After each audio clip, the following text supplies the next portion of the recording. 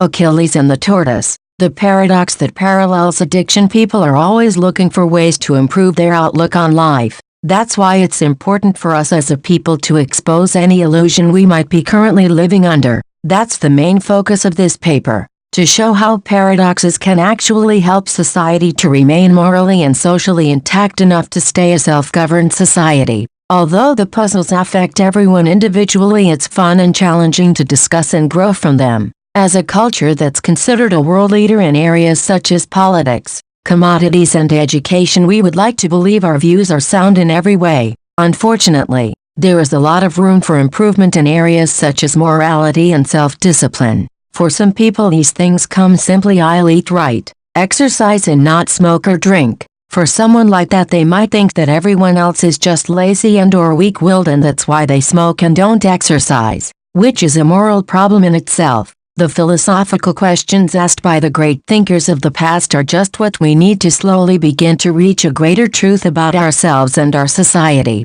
They will help us to see the pitfalls in our thinking that might keep us on a path we may or may not want to be on. Prostitution and drug use is running rampant in this country. Yet, it has been my experience that if you ask the people involved 90% of the time, they will tell you they don't want to do it, but for one reason or another. This is why they do it. People need something just outside the reach of reality to use as a guiding light through reality, most likely in the form of parables, like Jesus used, or a real thought-twisting mental puzzle, just like the ancient Egyptians and the Greeks shortly after, made mythology. For the very same reasons I believe paradoxes can help the people of the world today. For centuries, brain teasers, thought experiments and puzzles that challenge modern mores has been fascinating civilization. Some of the most fun and captivating of these problems are paradoxes. A paradox is explained as an argument that appears to derive self-contradictory or otherwise absurd conclusions by valid reasoning from acceptable premises.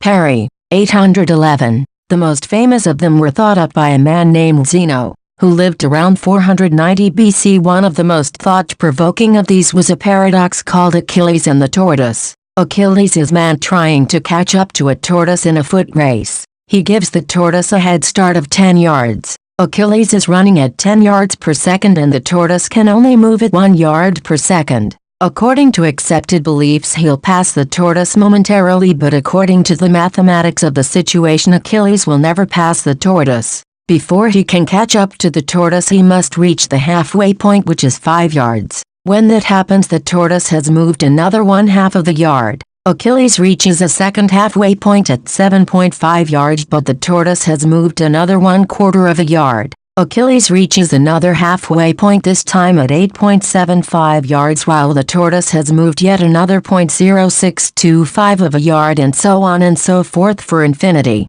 Because mathematically the numbers never stop dividing, so there will always be another halfway point for Achilles to reach. In the write-up called Zeno's Paradoxes, the author brings up an interesting way to look at the way the paradox itself was written, but it could be taken as him trying to avoid the point of the exercise. Achilles run to the point at which he should reach. The tortoise can, it seems, be completely decomposed into the series of catch-ups. Of course, Achilles doesn't reach the tortoise at any point of the sequence. For every run in the sequence occurs before we expect Achilles to reach it. Thinking in terms of the points that Achilles must reach in his run, 1 meter does not occur in the sequence. 0.9 meters, 0.99 meters, 0.999 meters, so of course he never catches the tortoise during that sequence of runs. Hugot, par 4. The point was not to focus on the numbers used in the paradox, but the aspects that leave the realm of reality, which makes it spiritual.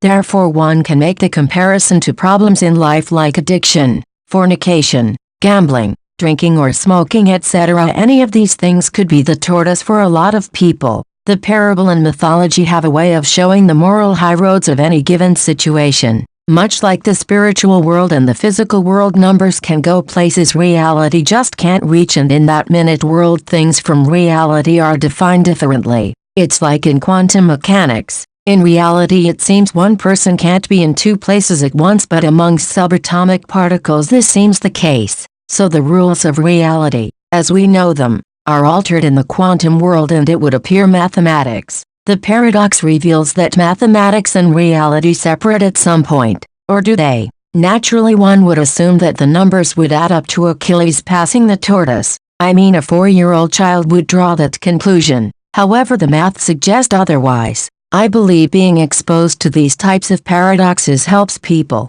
possibly in all areas of their life or maybe just one or two. There are many who will agree but many who won't. They might believe being addicted to something is fun, or they will say that's just the way life is, making excuses for why they have not caught their tortoise. It's easy for someone who's been smoking for 25 years to say I'll quit tomorrow. Seems easy enough. They receive encouragement from their family and then they throw the pack away and say that's it. Sadly, the next day they are back at the store buying cigarettes, making excuses to themselves, like I'm too stressed to quit right now. I think Achilles still has more halfway points to reach. Or a woman in a relationship with an abusive man, she says she wants to leave him but doesn't. It'll probably take a therapist to dig through all of those halfway points. There are also people who will use paradoxes as support for their current wrong activities, depending on their interpretation of it. You can't tell someone how to live or what morals to hold dear, even if you told someone the difference between right and wrong.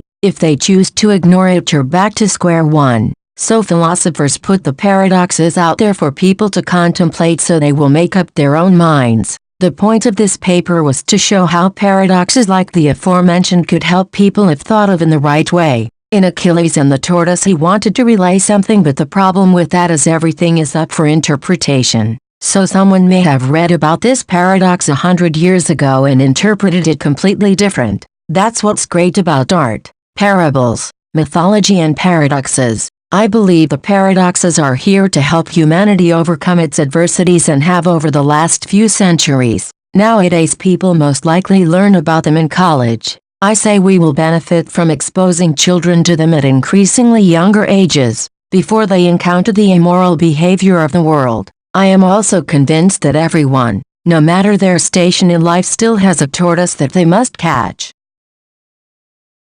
Thank you for watching, and please, like and subscribe.